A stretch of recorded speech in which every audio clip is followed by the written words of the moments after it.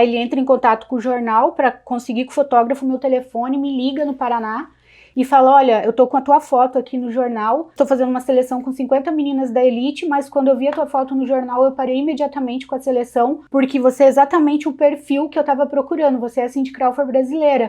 Olha o convite que eu recebi, não sei o que, o presidente de uma agência de São Paulo, não sei o que, tá vindo pra cá. E aí ele falou, Mari, não te parece estranho que bem agora que você decidiu ser missionária, você recebe essa proposta? E Justo aí? agora? E aí, Marinalva?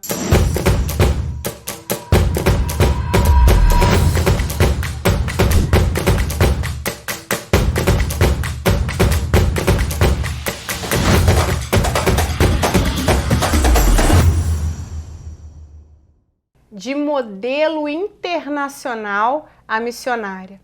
Sofreu um acidente que mudou o rumo da sua história e renunciou tudo para cumprir a vontade de Deus. Hoje é reconhecida como a embaixadora do amor próprio. Eu tenho a grata honra de conversar com ela, Marinalva Calegari. Tudo bem? Tudo bom, Jordana? Quanto tempo, né? Finalmente essa entrevista saiu, e aqui em Orlando, né? Olha, estou atrás dela há uns 7 meses já, fui para São Paulo e você tem uma agenda muito lotada, eu tenho uma agenda muito corrida e finalmente a gente conseguiu ter esse bate-papo. Obrigada, Verdade, viu? eu que agradeço pelo convite. Marinalva, obrigada. Me conta como que foi essa história. Quando eu vi o seu livro, eu estudei um pouquinho sobre você. De modelo internacional, você renunciou tudo para ser missionária. Como que isso aconteceu? Na verdade, eu renunciei ao convite para seguir a carreira de modelo internacional. Eu fui modelo desde os 12 aninhos, né? E, assim, eu tive uma infância um tanto desestruturada, desequilibrada. A infância, eu preciso falar da infância, gente, porque hoje nós somos adultas, só que o que acontece? A nossa criança emocional, que eu, você, todo ser humano tem, às vezes ela tá muito ferida. Porque as nossas maiores marcas, elas vêm da nossa infância, né? Então, às vezes, coisas que a gente tá preso ali, vem de lá de trás, de coisas, às vezes, que a gente nem lembra. Porque a gente começa a ter alguma memória mais lúcida, assim, dos 5 aninhos em diante, né? E como psicóloga, a gente estuda muito isso também da nossa primeira infância, o quanto marca e quanto determina a nossa vida no futuro. Então, a minha primeira infância foi muito tóxica por conta do relacionamento dos meus pais, eram muitas brigas, muitas discussões, não tinha agressão física, graças a Deus, mas assim, a agressão verbal era muito grande, separa, volta e acusações e tudo, então era tudo muito tóxico, muitas separações. Você é filha única? Menina, sim, eu tenho 3 irmãos mais velhos e eu sou a única mulher e caçula ainda. Então, sempre que a minha mãe se separava, ela me levava junto. E você é de qual região do Brasil? Eu sou de Foz do Iguaçu, do Paraná. Do Paraná. Que eu amo de Duas paixão. paranaenses aqui para vocês. Uma das 7 maravilhas do mundo da natureza, as Cataratas do Iguaçu. Então, e aí, nesse separa e volta, sempre minha mãe me levava, mudava de colégio, eu tinha que conhecer outras pessoas, aquela rotina, tudo de novo. Então, foi várias vezes assim. Isso causava em mim uma insegurança e um sentimento de inadequação muito grande, de não pertencimento. Porque eu via as outras crianças tendo uma família normal, né, tendo o pai, a mãe ali, aquela estrutura. E aí, de repente, meus pais voltavam e daí eu vinha, mudava de colégio de novo. Imagina você chegar, quando a gente chega, uma criança no começo do ano, na escola já chega meio segura, né? Quem será os coleguinhas, não sei o quê. Agora imagina você mudar umas 4 vezes por ano de escola. Você chegar no meio de tipo em maio, num colégio que você não conhece ninguém, você tem que fazer amizade, a hora que você começa a aprofundar, criar uma raiz, você é arrancado dali e muda de colégio de novo. Isso te deixou insegura na sua vida, em algumas decisões Nossa, que você tomou? muito, muito, muito insegura. Eu lembro que eu era pequenininha e eu perguntava pra Deus, porque eu via minhas coleguinhas tendo uma família normal, e eu perguntava pra Deus, Deus, por que você me fez nascer nessa família? E eu imaginava que eu era filha dos pais das minhas amiguinhas, quando eu ia na casa delas, entendeu? Você desejava isso? Eu desejava isso, eu desejava ter uma família estruturada, eu desejava me sentir pertencente, e eu não me sentia. Por fim, quando eu tinha...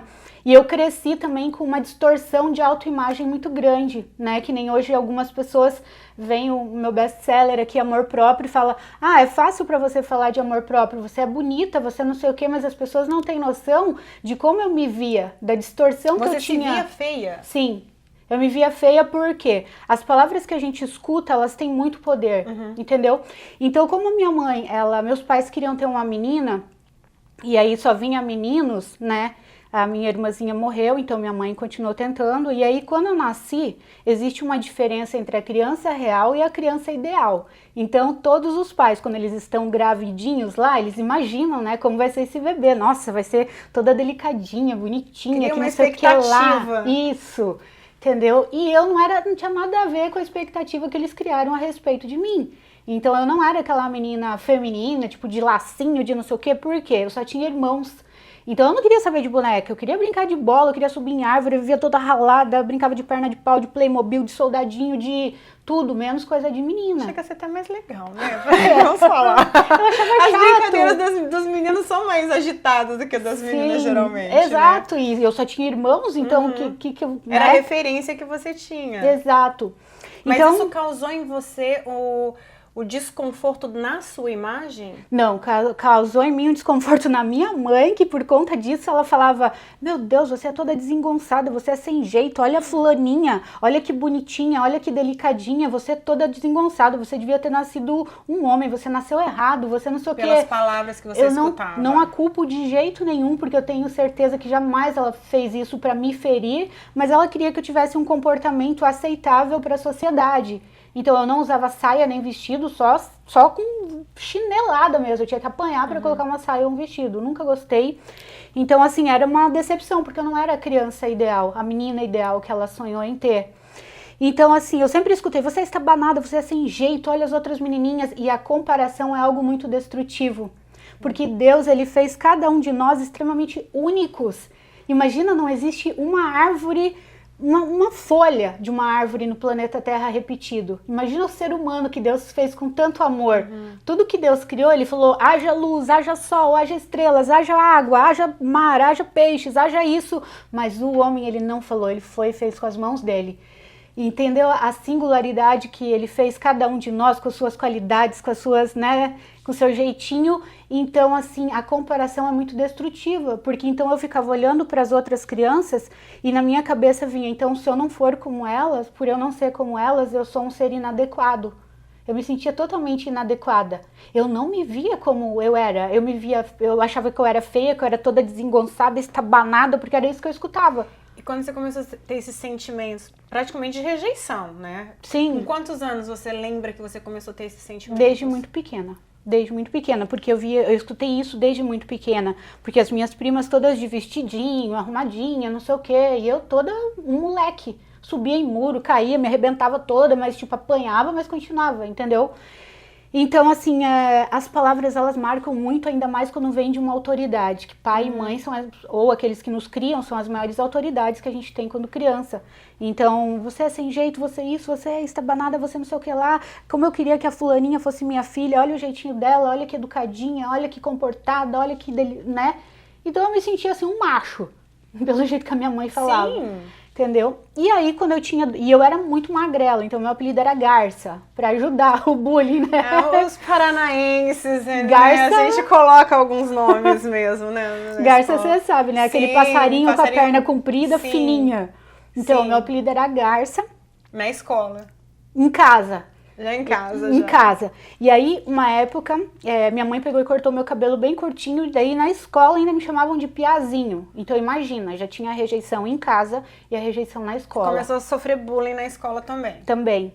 E aí um dia, quando eu tinha 12 aninhos, e os meus pais sempre nessa de separa e volta, tudo. Quando eu tinha 12 aninhos, eu fui pro colégio e uns olheiros apareceram lá para escolher modelos para um desfile. E daí me escolheram, me chamaram. E eu fiquei assim, gente, será que eles... Eu fiquei, tá, eu vou falar com os meus pais. Mas eu saí de lá e falei, será que eles não erraram? Tipo, eles me chamaram pra ser... Você não se achava bonita, né? Tipo, me achava um menininho, entendeu? Eu sou um moleque, tipo, como a minha mãe fala. Então, eu acho que eles, não sei, sabe? Eu saí de lá meio assim, meio sem entender nada. Aí cheguei em casa, contei pros meus pais, eles ainda estavam juntos nessa época, né? Tinham voltado. E aí minha mãe falou, que legal, vai sim, tipo, finalmente ela vai ser feminina. Aham. Entendeu? Finalmente Sim. ela vai ser delicadinha. Não, vai Vou ter tirar... a criança ideal em Ideal, casa. porque ela tinha a real, não a ideal, né? Não a que ela Sim. idealizou. Dela, não, você vai sim, vamos lá. E ela foi, ajudou em tudo. Meu pai também, não, pode ir e tal. Então, com 12 aninhos foi quando daí eu comecei a participar dos ensaios de dança, né? Flash dance aquela época, Sim. lembra? Que tinha aquele cabelo chitãozinho, chororó lá, que tava super na época. Maravilhoso. Lindo. E aí eu comecei a participar, e aí foi meu primeiro desfile, e eu amei. Você Amei. gostou? Eu, uau, que legal, não sei o quê. E aí eu lembro que quando o meu book ficou pronto, eu comecei a olhar minhas fotos assim, né? Quando ele chegou na minha casa, eu comecei a olhar as fotos e eu falei, nossa, mas eu sou bonita. E daí não batia, a imagem que eu tava vendo ali não batia da forma como eu me via aqui Uau. dentro. Isso se chama distorção de autoimagem, né? Você pode ver que às vezes tem uma pessoa que ela não é bonita esteticamente falando dentro dos padrões sociais, porque ó, todos são lindos, Deus criou cada um com a sua beleza, mas ela não é bonita, mas ela se acha linda. E você Nossa, pode... ela vibra, né? E você pode ver que ela é ambiente. empoderada, né? E a pessoa começa a falar meia hora, você já acha ela linda. Você fala, nossa, que pessoa linda. E outras que você olha que parece assim, uma escultura de tão perfeita, você conversa 15 minutos e você já não acha mais aquela pessoa bonita. Por quê? Porque ela também não se acha. Então, o mundo te trata como você se trata e o mundo te trata como você se vê. Olha que interessante. Repete, fazendo favor. O mundo te trata como você se trata e o mundo te trata como você se vê. O mundo te vê como você se vê. Uau, isso é muito sério. É muito sério. Então, por isso que às vezes você vê uma pessoa que esteticamente não é, né, tão bonita, mas ela tem aquele borogodó que fala, né? E outras que são lindas fisicamente, mas que não tem aquela luz, aquele brilho, aquela coisa, porque ela não se vê assim. Uau. Então, assim, e aí eu comecei a olhar meu book ali e eu falei, nossa, mas eu sou bonita. E eu lembro que eu não via a hora de acabar a aula para eu chegar em casa e olhar o meu book. Olhar as fotos do desfile. E eu ficava horas e horas. Eu lembro que eu deitava no chão de bruço com as mãozinhas assim e ficava olhando e virando assim e falando, meu, sou eu sou bonita. Então ali começou a desconstruir. Esse despertar também, né, pra feminilidade. Você começou a se despertar. Sim, mas levou um tempo porque quando as pessoas falavam pra mim assim, nossa, como você é delicada, tua voz é tão gostosa, não sei o quê, eu não acreditava.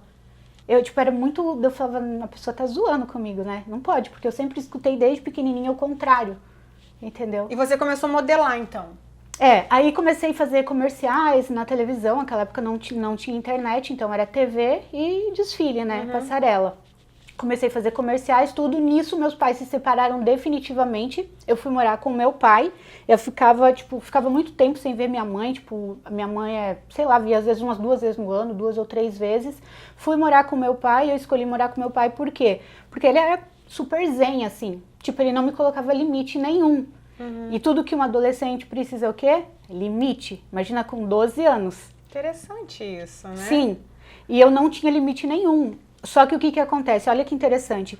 Às vezes os pais têm medo de colocar limite nos filhos, porque o adolescente começa naquela fase, eu te odeio, porque todos os meus amiguinhos estão indo, porque não sei o quê, e só você que não deixa. Mas esse eu te odeio lá na frente, ele vai se sentir como amado. Eu fui protegido, eu fui cuidado. Mesmo que hoje fala eu te odeio. Então eu não me sentia amada porque eu não tinha o não. Eu não tinha limite. Então já teve a rejeição dos pais falando que você era desengonçada e feia, né? Não era a filha feminina que eles queriam. Sim. Na escola, mais rejeição também. Bullying. Aí foi morar com o pai e ninguém cobrava que você tinha que ficar em casa. Não, tipo, não tava nem aí. Eu fui criada sozinha, assim, entendeu? Então falta de controle acarretou em quem você?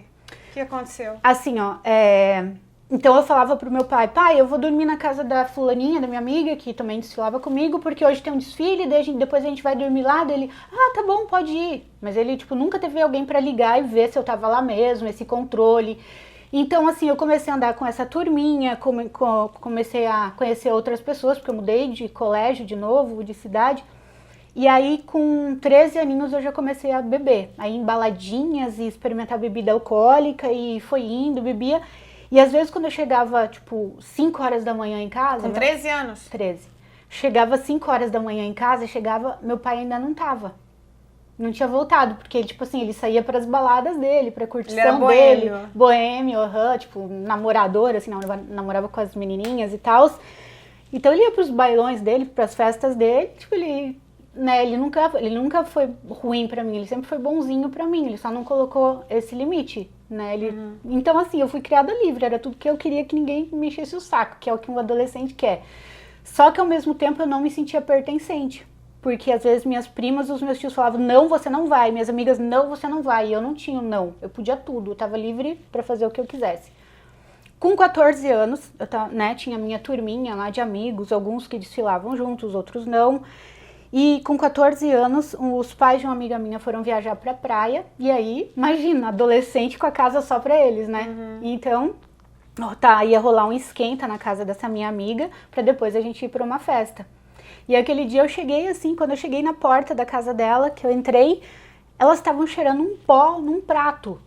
Tinha uma outra amiga lá que eu não conhecia, que não era da turma, até então eu não conhecia, elas estavam com um canudinho no nariz, com um prato, com umas carreiras de pó, inalando aquele pó pra dentro do nariz. Eu levei um susto, eu falei assim, o que é isso? Tipo, eu nunca tinha visto aquilo, né? E eu falei assim, o que é isso? E delas olharam e falaram, ué, cocaína, você nunca viu? Com 14 anos? 14. Tinha 14 aninhos, porque onde eu morava era fronteira com Paraguai e Argentina, então rolava muita droga, é muito fácil, tem muito tráfico de drogas lá, por conta do rio, né, das duas fronteiras, então era muito fácil conseguir droga lá, e daí eu olhei e levei aquele susto, assim, daí eu falei assim, mas cocaína em pó? Porque falavam cheirar cocaína, então na minha cabecinha era um perfume, cheirar cocaína, cheirar, era tipo um negócio que você abria, sentia o cheiro e ficava doidão. Entendeu? Não era, tipo, nunca que eu podia imaginar que seria um pó. E aí eu falei, mas cocaína em pó? E elas começaram a dar risada de mim, né? Como assim? Você não sabe? Deu não? Você quer? Eu falei, não quero. Aí beleza, não aceitei, a gente foi pra festa. Aí outras vezes também rolava da galera, tipo, usar tudo, sempre me oferecia e eu falava, não quero. E eu lembro que eu fui pra casa assim com muito medo, meu Deus, droga, tipo, pra mim droga, que eu sempre ouvi falar que droga mata, droga é isso, droga é aquilo, então tipo assim, eu tinha pavor, tinha medo, e passei muito tempo assim sem usar. Só que aí o que acontece? Adolescente, né, tipo, começam a rir, a tirar sarro, mas é careta mesmo, medrosa, então eu comecei a ser a única da turma que não usava. E aí eu já tinha, olha só, o adolescente ele tem muita necessidade de senso de pertencimento. Mesmo um adolescente que foi criado numa família saudável, você pode ver, ele quer o celular igual de todo mundo, ele quer o tênis igual, ele quer a roupa igual, ele quer, não é? Ele quer participar de uma tribo, ele quer fazer parte da tribo. Ter as pessoas ali para se sentir pertencente. Exato. Então, eu já não tinha isso da minha família, eu já não me sentia pertencente a uma família. Agora, imagina não me sentir pertencente ao grupinho da adolescência que eu participava, por ser a única que não estava usando droga. E aí, um determinado dia, um menino que eu gostava, eu tinha 14, ele tinha acho que 16 anos, ele estava junto na turminha, e aí todo mundo, né, usando, e aí me perguntaram de novo, você quer, Mari?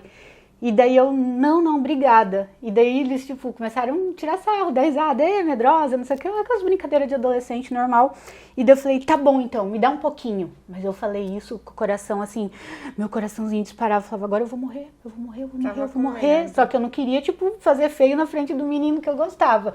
Então eu falava, não, daí ele arrumou uma carreira, não, tira mais, deixa só um pouquinho, menorzinha. Daí ele tirava mais, não, tira mais, só um pouquinho. Morrendo, eu tinha certeza que eu ia morrer. Meu coraçãozinho tava a 100 mil por hora, sabe? Uau. E daí eu peguei, cheirei aquela carreirinha ali, daí esperei um pouco, eu falei, agora eu vou morrer. Fiquei esperando morrer. Só que daí começou a vir uma sensação tão boa, assim, Eu falei, nossa, esse negócio é muito bom. Eu quero mais, me dá mais, por quê? A cocaína no começo, ela te dá um sentimento de superioridade. Como eu tinha complexo de inferioridade, era exatamente o contrário. Ela te deu poder. Ela dá poder, você fica falante, você acaba com a timidez, você quer dançar, você conversa, você não sei o que, você se sente um todo poderoso. Então eu me tornei toda poderosa com a cocaína. E era como se os complexos de inferioridade desaparecessem, né? Acabou e eu passei a me sentir pertencente, agora eu sou igual a galera. Super heroína, então. Eu pertenço à tribo agora e tal, e eu sempre fui muito intensa, assim, eu nunca fui de meio termo, assim, ou meio extremo, assim, sabe? Então, assim, eu gostei, e aí toda hora eu pedia, eu quero mais. Continuou usando mais? Continuei. Você viciou? Daí eu não parei, eu viciei. Daí porque acaba que acontece um hábito que você quer se sentir bem, você quer ter aquela sensação que na verdade é uma mentira. É uma mentira. A sensação, claro. mas que você virou uma viciada? Sim. Sério? Viciada, E aí, junto com a cocaína, já tava bebendo. Então, a cocaína com a bebida, ela não te derruba. Então, eu podia tomar 1 litro de uísque, porque a cocaína você pode estar caindo, você cheira, você acorda. Então, e a cocaína não deixa você comer. Então, assim, tipo, trava, você não consegue, isso com não quantos desce anos, nada. Marinal? 14. 14? Só que o que aconteceu? Eu continuava tendo uma vida normal, eu continuava estudando. Eu sempre fui. Você continuou indo pra escola, normal? Desde pequenininha eu sempre fui muito inteligente, assim, sabe? Tirava 9, 9,5, 10, mesmo sem ter cobrança dos meus pais. Era por mim isso, assim, tipo, eu gostava de estudar. Então eu continuava indo pra escola, eu continuava desfilando, eu continuava fazendo comercial, eu continuava indo pra academia, eu malhava pra caramba, às vezes eu ia 2 vezes por dia pra academia. E com a cocaína ainda dava mais energia, entendeu? Porque a cocaína te dá um pique. Então eu e minha amiga, a gente cheirava, ia pra academia, malhava, e sua família não notou nada de diferente em você? Nada, porque morávamos eu, meu pai e os meus irmãos. Meus irmãos já estavam, trabalhavam e já estavam na época de namorar, então eles estavam tendo a vida deles, né? Não tinham que ser babás meu. E o meu pai curtindo a vida dele. Entendeu? Então, até quantos anos você continuou dependente? Qual que foi o seu fundo do poço? O fundo do poço foi aos 17 anos. Foi aos 17 anos e eu continuei. E continuava, né? Chegou um ponto que, assim, ó, colegas da minha turma, assim, era o pessoal, tipo, tinha pessoas que tinham dinheiro ali e tudo. Então, né? Geralmente, tipo assim, todo mundo tinha dinheiro para comprar a sua própria droga, tudo. Mas, por exemplo, um colega que fazia parte da turma, ele foi na favela com o carro 0 da mãe para comprar. E o traficante quis o carro da mãe dele. Ele falou, não vou dar. E aí mataram ele.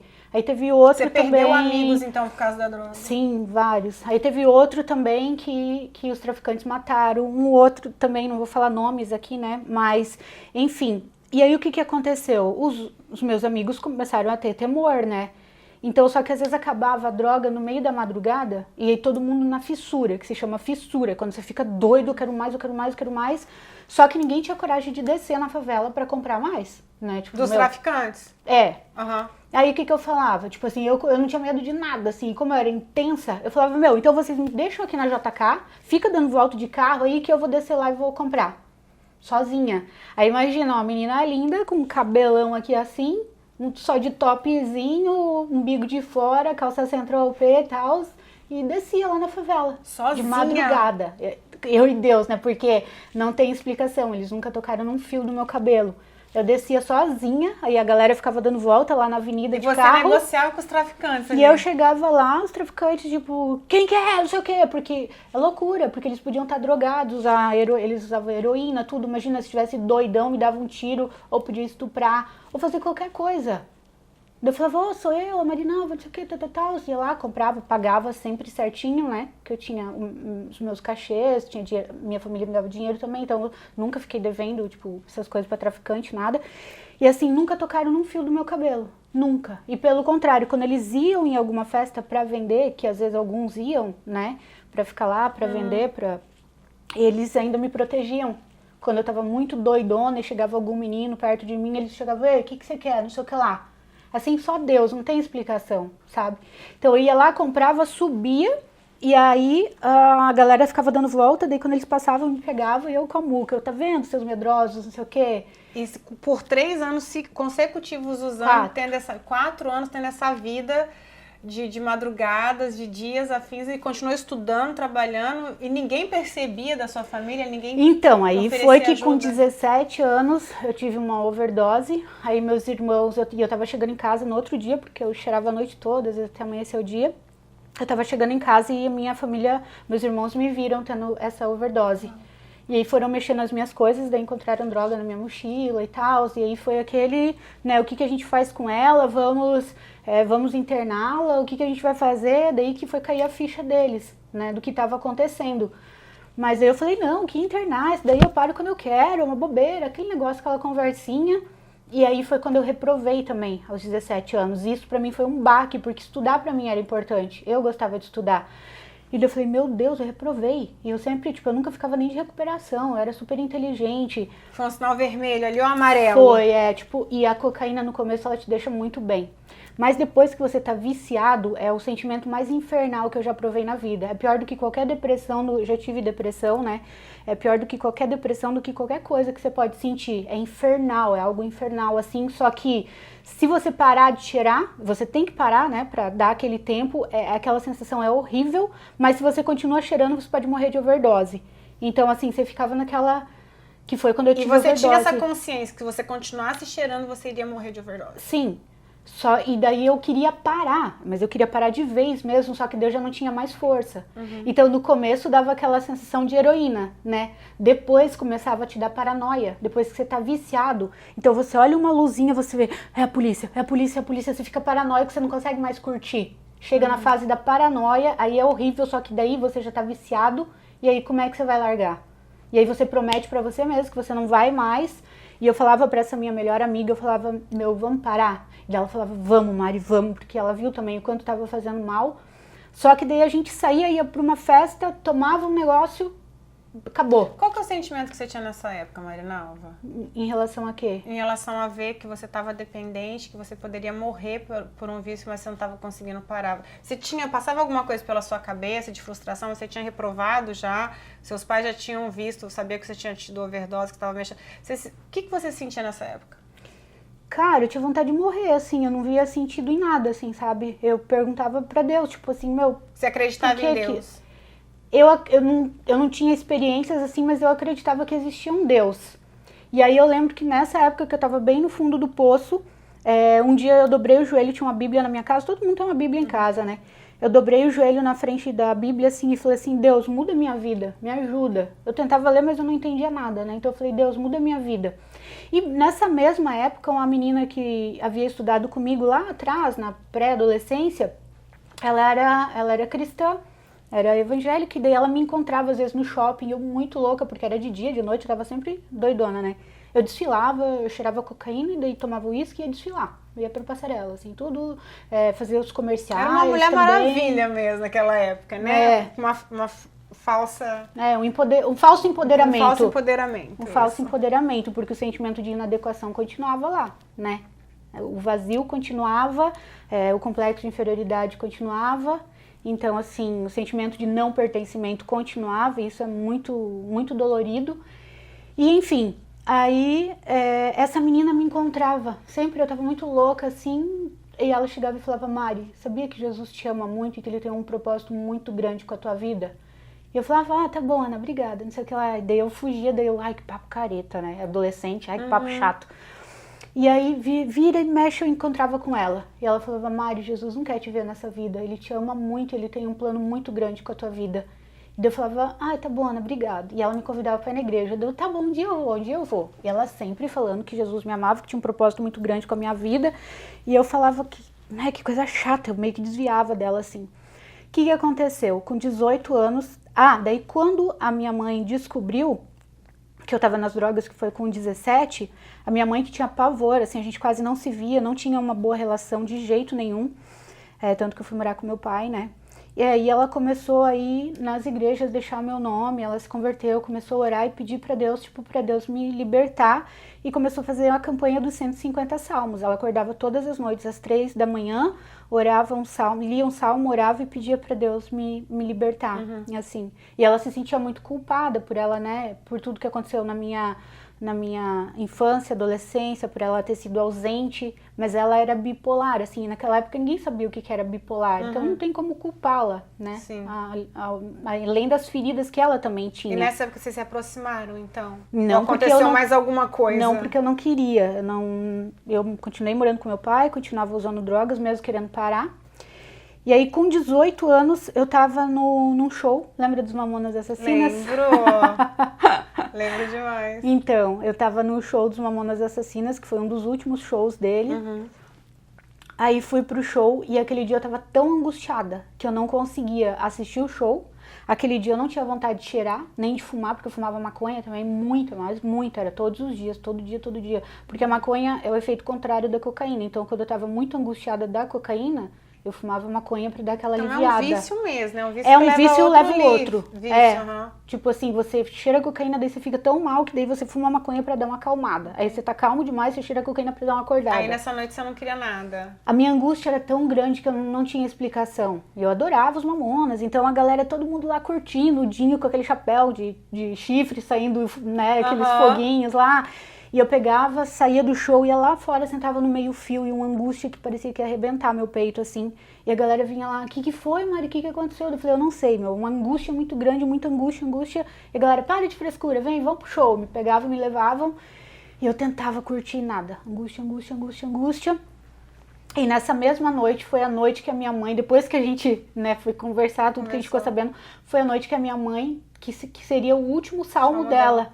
Pra sua libertação das drogas. Pra minha libertação das drogas. E o que aconteceu nessa noite? Ela falava pra mim, filha, a mãe prefere te ver numa cama de hospital do que te ver nessa vida. Uau. E eu falava, que horror você falar isso, você me odeia por você falar isso. Ela, não, a mãe te ama, por isso eu prefiro ver você numa cama de hospital do que nessa vida, tipo, de drogas e tal. E eu ficava muito zangada que ela falava isso.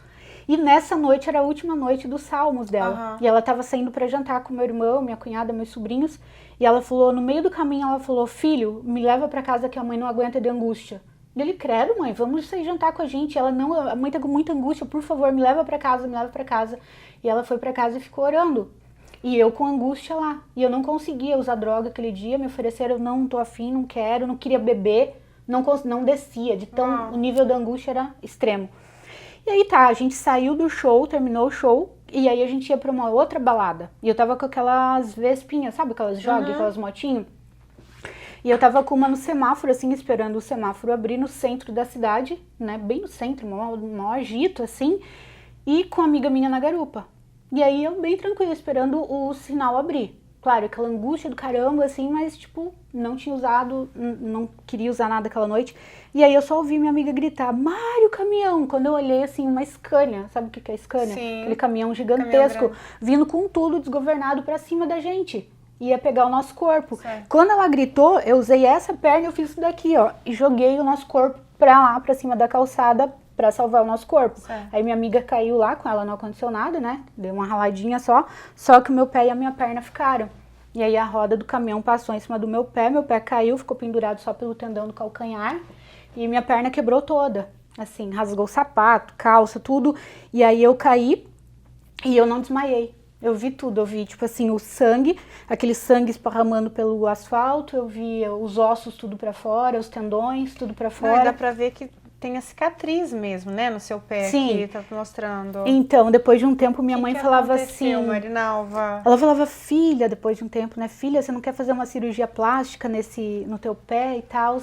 E eu falava, não, mãe, eu tenho orgulho dessa cicatriz, porque essa cicatriz foi o divisor de águas na minha vida. Eu tenho orgulho porque foi através dela que, né... Enfim.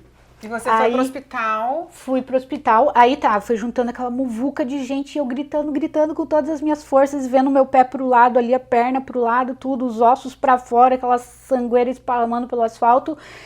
Minha amiga em pânico lá, que não conseguia falar, ela só ficava assim. E aí chegou um rapaz abrindo caminho, assim, me pegou no colo, outro pegou meu pé, colocaram dentro do carro, né? Literalmente seu pé tava... Pendurado. Pendurado. Era só puxar que saía. Tava pendurado. Colocaram dentro do carro. E sabe quando a pessoa lava o carro e coloca jornal, assim, no tapete? E eu lembro eu segurando aquele negocinho aqui, gritando com todas as minhas forças. Gritando, em pânico, assim. E eu só via o sangue subindo e cobrindo o jornal, assim. O sangue subindo. Aí fui levada pro hospital. Aí cheguei lá, escutei o médico, daí nisso começou a chegar minha família, tudo. Meu irmão de longe, ele só chegou assim e com um lençol em cima, deu pra ver que meu pé tava caído, ele já começou a vomitar, tava muito feio mesmo. E aí eu ouvi o médico falando, não tem o que fazer, vai ter que amputar, porque é só puxar o pé dela que sai. E bem na noite que eu cheguei, o médico que tava de plantão, o ortopedista, era considerado tipo o açougueiro da cidade. Uau! Era aquele médico que se você fizesse um arranhão, ele amputava para não ter trabalho, entendeu? Hoje ele já é falecido e tal, mas enfim, ele era conhecido assim, como o açougueiro da cidade. E aí?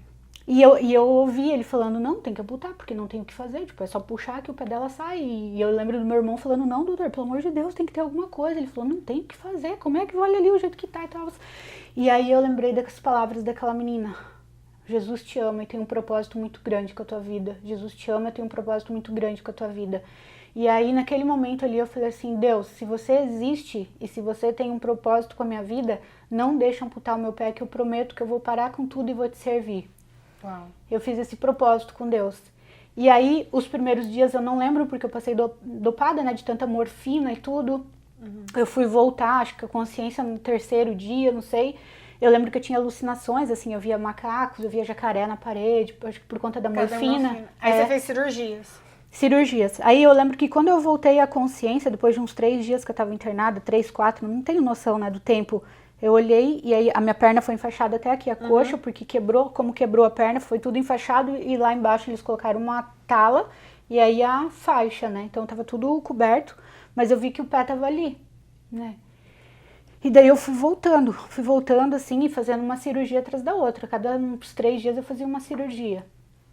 E aí, a galera toda ia pro hospital, meus amigos, né? A galera, tipo, ficar comigo, não, nós estamos do teu lado, não sei o quê. E a galera ia com mochila e cheio de bebida e droga dentro da mochila dentro no hospital. Do Uhum. Aí, meus amigos iam pra lá, aí à noite eu não queria que a minha mãe dormisse comigo, que eu queria que a galera ficasse lá, né?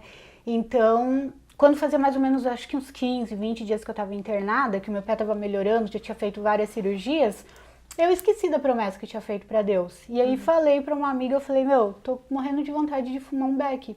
E aí fiz um mesclado, né, que é maconha com cocaína.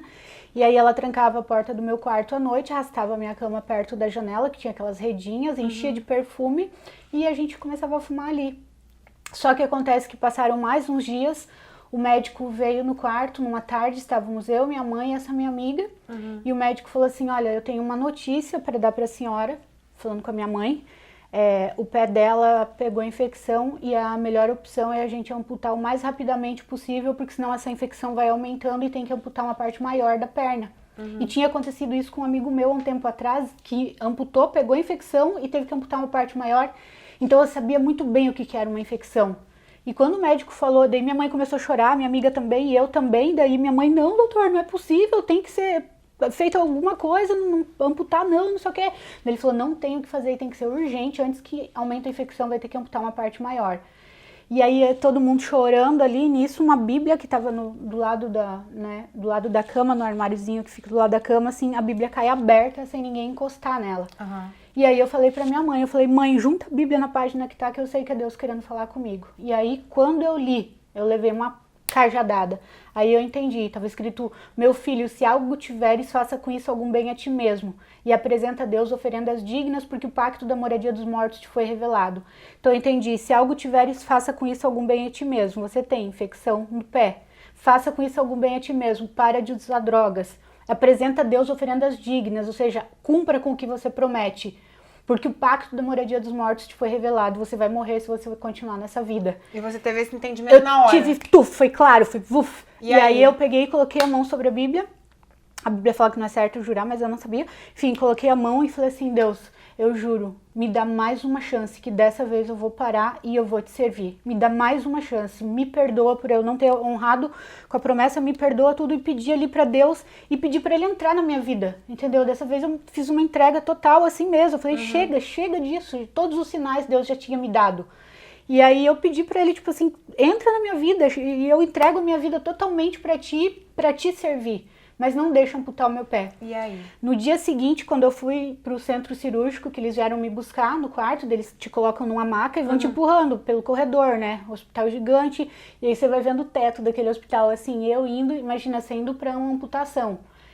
E era pra eu estar desesperada, era pra eu estar gritando, era pra eu estar em pânico, e uma paz tomou conta de mim, e hoje eu entendo o que a Bíblia fala quando ela fala sobre a paz que excede todo o entendimento, ou seja, uma paz que você não tem como explicar. Mas eu sentia Jesus aqui do meu lado, aquela presença indo comigo, e o meu coração estava em paz. Era pra eu estar em pânico, desesperada, e eu estava em paz, eu não conseguia ficar desesperada. E aí fui, eles me anestesiaram, me deram anestesia geral, tudo para fazer a amputação. Enfim, daí depois quando você sai do centro cirúrgico, você vai para a sala de recuperação para depois ir pro quarto. Certo. Aí eu acordei ali da anestesia, naquela sala de recuperação, fui voltando, e quando eu olhei, meu pé tava ali. Uau, o que aconteceu? Eu falei, uou. Aí, quando eu voltei pro quarto, depois de um tempo, o médico foi lá E ele falou pra minha mãe assim, ele falou, olha, a gente não sabe explicar, a gente nunca viu isso antes, mas quando a gente chegou a anestesiar ela, anestesia geral, tudo, pra amputação, mas quando a gente abriu o pé dela, não tinha mais nada, não tinha infecção. Foi um milagre. Foi um milagre. E ali eu entendi que Deus era real. Ali caiu a minha ficha. Ali eu entendi que esse Jesus realmente existia, que ele tinha um propósito muito grande com a minha vida. E a partir dali eu fui buscar Deus de todo o meu coração. Você cumpriu sua promessa. Cumpri minha promessa. Eu nunca mais quis saber. Eu sinto nojo. Eu não precisei. As pessoas perguntam, você foi para alguma clínica de recuperação? Não precisei. Porque a Bíblia fala que quando Deus começa a boa obra, ele é fiel para completar. Que Jesus não faz nada pela metade. Ele arrancou a vontade que eu peguei um nojo até hoje. Faz 26 anos que eu parei, né? E eu tenho, assim, só de lembrar me dá coisa ruim, entendeu? Então eu não tive crise de abstinência. Eu só queria saber das coisas de Deus e de buscar a Deus. E foi quando eu decidi meu coração, eu comecei a ouvir missionários, receber muitas palavras proféticas de que Deus ia me levar para o mundo inteiro, testemunhando do poder e do amor dele, que o mundo traduziria a minha língua, enfim, do propósito mesmo que ele tinha na minha vida. Pessoas que nunca me viram, de outros países, falavam pra mim e falavam, filhinha, eu te livrei daquele acidente porque você vai cruzar fronteiras testemunhando do meu poder e do meu amor, pessoas vão traduzir a tua língua. Coisa mais linda, bom, assim. isso tem acontecido já, né? 20 e poucos anos depois está acontecendo. Mas como que foi? Você saiu do hospital e você continuou a modelar, você continuou estudando, você teve uma vida normal. O que aconteceu depois? Porque você renunciou, inclusive, a convites para ser modelo internacional. Sim. Como que foi isso? Então, foi assim, eu saí do hospital e aí eu passei quase um ano de cadeira de rodas de muleta. Nesse um ano, eu fui lendo Bíblia, livros, tudo, e me aprofundando espiritualmente e no meu relacionamento com Deus. E querendo ser missionária. Aqui dentro queimava, tipo, pra ser missionária, pra ajudar pessoas. Depois desse um ano, fiz fisioterapia, ou seja, fiquei normal. Eles tiraram tudo que era, não tem platina, não tem mais fios de Kirsch no meu pé, não tem nada. Você viu que eu ando com saltão? Tá eu ando salto, perfeitamente, gente. Eu voltei, aí eu decidi ser missionária, a Jocum, que significa Jovens com uma Missão, que tem mais de 150 países, e abri a próxima turma só no próximo ano. Aí foi enviado toda a papelada, eu fui aprovada, né, pelo pastor da igreja que eu tava. Pra você ser missionária nesse projeto. Nesse projeto, você tem que, passa todo por uma aprovação. Eu fui aprovada, porque eu tava numa igreja, o teu pastor que tem que aprovar e tal. Lá no Paraná? No Paraná. Certo. Em Santa Catarina eu fiz, né? Tá. Eu fui fazer a Jocum. Só que só ia começar no próximo ano. Então, como eu já tava andando perfeitamente bem, a única coisa que ficou foi essa cicatriz que pra desfilar dava pra cobrir com maquiagem, eu falei, vou voltar a desfilar. E aí eu continuei desfilando, fazendo comerciais, mas já sem bebida, sem droga, sem nada. E buscando a Deus. Aí uma vez eu fiz um book, foi um fotógrafo famoso pra minha cidade, eu fiz um book com ele e eu nem sabia que essa foto foi pro Folha de São Paulo. Resumindo, chegou nas mãos do presidente de uma agência em São Paulo, uma foto minha desse tamanho no jornal, quando ele viu a foto... Que é uma das maiores agências que existe. Não vou falar, pode falar o nome. Ele tinha chamado 50 meninas da elite pra fazer uma seleção para um trabalho que ele tinha. E nisso chega esse jornal nas mãos dele. Aí ele entra em contato com o jornal para conseguir com o fotógrafo meu telefone, me liga no Paraná e fala, olha, eu tô com a tua foto aqui no jornal, eu selecionei, estou fazendo uma seleção com 50 meninas da elite, mas quando eu vi a tua foto no jornal, eu parei imediatamente com a seleção, porque você é exatamente o perfil que eu estava procurando, você é a Cindy Crawford brasileira. E aí ele falou assim, eu posso ir até a tua cidade pra gente conversar? E daí eu falei, pode, claro. Aí eu quero te fazer uma proposta, tudo esse cabelo é teu? Eu com o cabelão aqui. Daí eu falei, sim, é meu. Eu nem sabia, imagina, lá no interior do Paraná, que tinha esses mega hair, esses negócios naquela época. Sim. Não tinha chego ainda no Paraná. Não. Aí eu fui correndo, contei pro pastor, porque eu sempre quis ser uma modelo famosa. E tudo que eu fazia era tudo ali, tipo, da cidade, a nível regional, nada grandioso. Certo. Entendeu? Era TV, mas a TV dali, era tipo desfile dali. E ele chegou aí conversar com você? Ele pegou avião, 1000 e poucos quilômetros, foi pra minha cidade, ficou num hotel lá, no Hotel Mabu, na Avenida das Cataratas, quem conhece sabe. Eu levei a Patrícia, uma amiga minha, que era da igreja, que foi junto nesse jantar. Só que antes disso eu fui falar pro meu líder, né, pro pastor, eu falei, olha o convite que eu recebi, não sei o que, o presidente de uma agência de São Paulo, não sei o que, tá vindo pra cá. E ele falou, Mari, não te parece estranho que bem agora que você decidiu ser missionária, você recebe essa proposta? E Justo aí? agora? Aí, Marinalva? Daí eu falei, nossa, eu não tinha pensado nisso. E aí eu falei, daí eu lembrei do que ele perguntou, se esse cabelo era meu. O que eu fiz? Fui lá e cortei o meu cabelo aqui, Cortei meu cabelo, que era aqui assim, fui lá e cortei aqui. Coloquei um arquinho, e como eu tenho o rosto tão grande, quadradão, eu não fico bem de arquinho. Coloquei um arquinho, fui sem maquiagem, com uma roupa assim, bem de senhora e de rasteirinha. Eu falei, eu vou bem feia, bem ridícula, porque daí ele vai me olhar e vai falar... Ele não vai querer me contratar. Daí ele vai falar, olha, desculpa, mas não tem nada a ver Você com o que tava eu se vi. sabotando, então. Tipo assim, pra facilitar. Eu falei, ele vai olhar e vai falar, olha, não tem nada a ver com o que eu vi no jornal, então esquece, né? Deixa pra lá. E aí? Daí quando eu cheguei assim, ele já me reconheceu na hora dele, oi, tudo bem, não sei o que, dele, o que você fez com o teu cabelo? Daí eu falei, cortei. Dele, você é maluca mesmo? Mas tá tudo bem, isso aí a gente dá um jeito. Porque tinha um mega hair, né? Ele que eu não sabia. queria continuar com você Exemplo, daí a gente foi pro jantar. Aí a gente jantando tudo, ele me perguntando coisas, dele falou assim, eu tô impressionado.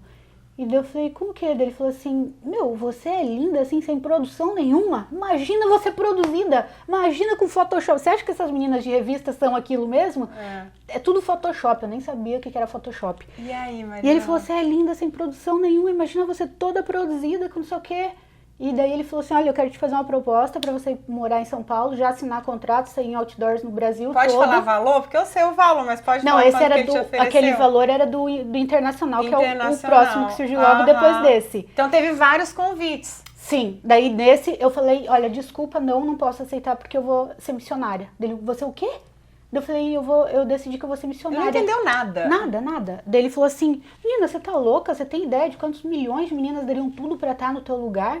Você tem ideia do dinheiro que você vai ganhar com isso? Você é Cindy Crawford brasileira. E daí eu falei assim, olha, eu posso imaginar, eu te agradeço muito, me sinto lisonjeada, mas eu não posso aceitar, eu decidi ser missionária.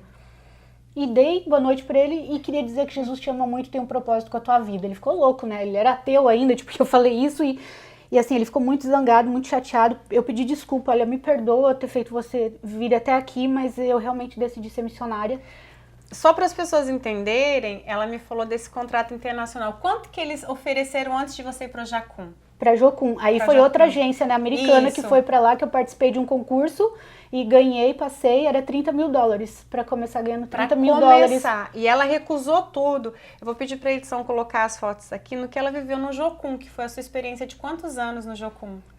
A Jocum são 5 meses interna, depois eu fiquei mais quase uns 7 anos como missionária. Só para vocês terem Raspei ideia, a cabeça. quais são os serviços alguns serviços que você fez lá, Marinalva? Então, você chega lá, tem que lavar banheiro de joelho, lá lavar banheiro, você tem que arear panela com bombril, aquelas panelas, até virar um espelho, você tem que se enxergar na panela, porque a líder olha e fala, não, tá bom, vai esfregar mais.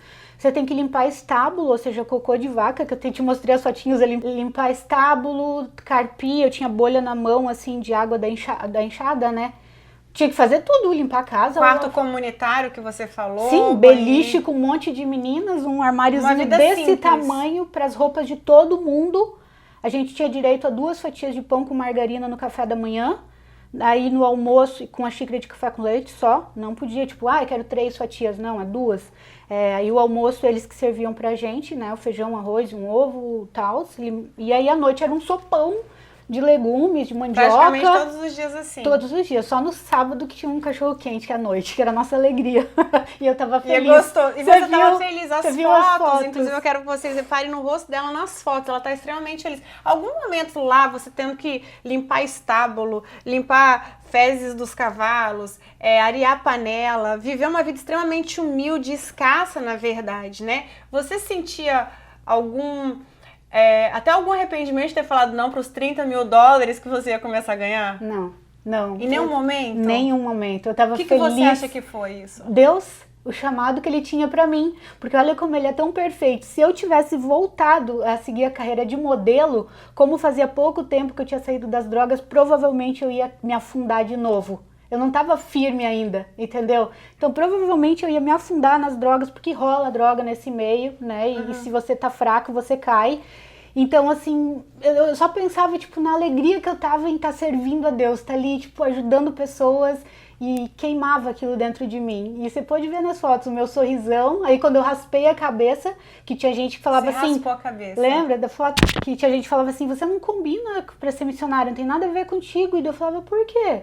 Você é muito bonita, não tem nada a ver com você, não combina. Não... Aí eu fui lá e passei máquina zero, parei de fazer a sobrancelha, de fazer a unha, de usar joia, maquiagem, só usava calça jeans ou bermuda e um camisetão até aqui. E foi quanto tempo que você viveu assim, nesse estilo? Foi quase uns 7 anos, assim. 7 anos. Uhum. Aí depois que eu saí, daí que eu fui fazer psicologia. É isso que eu ia falar aqui agora, porque o livro que é best-seller já, eu queria até mostrar para vocês aqui depois, ele é amor próprio. E uma das descrições é que você é psicóloga, especialista em psicanálise. Você, além de ter essa fé toda, você foi estudar conhecimento, autoconhecimento. Isso ajudou você a ser essa mulher hoje feminina, linda, empoderada e que ajuda outras mulheres, mas dentro da sua fé também? Sim, muito. Nossa, o conhecimento, conhecimento é poder, né?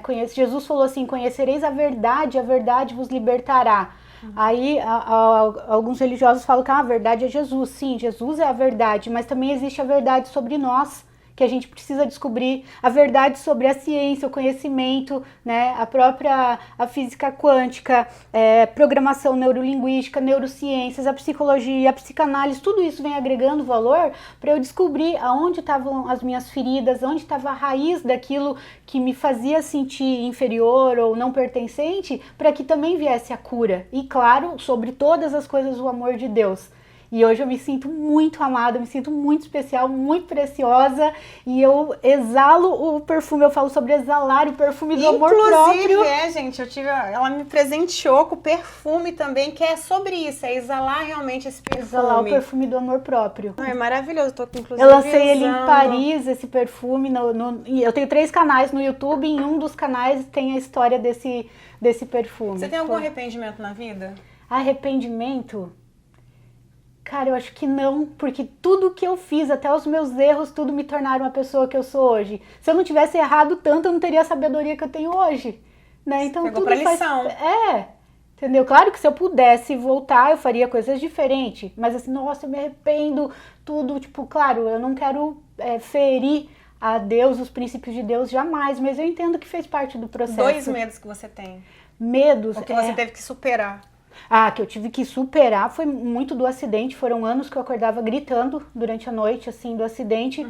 Mas medo do orgulho, porque o orgulho é o que mais destrói um ser humano. Salomão fala que o orgulho, ele antecede a queda.